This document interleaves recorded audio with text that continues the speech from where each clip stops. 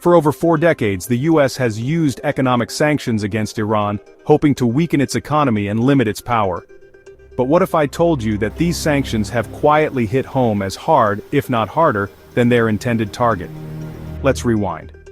In 1980, the US had a healthy trade surplus, about $366 billion. But by 1986, right as sanctions kicked in, America became a net debtor.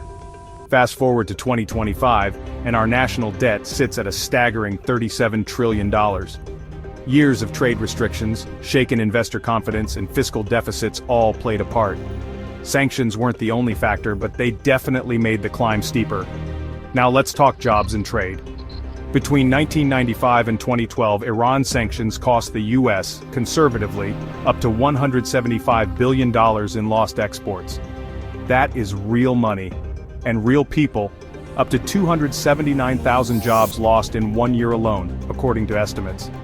Every year, America missed out on up to $19 billion in sales, which translates to over 200,000 good middle-class jobs that never materialized.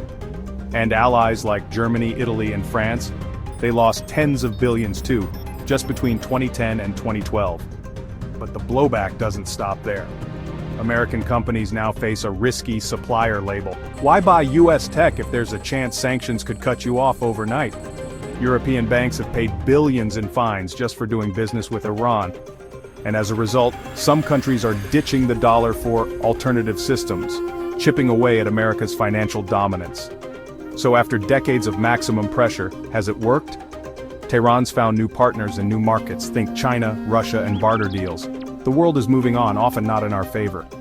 Maybe it's time to ask, are these sanctions worth the price American workers, businesses, and taxpayers are paying?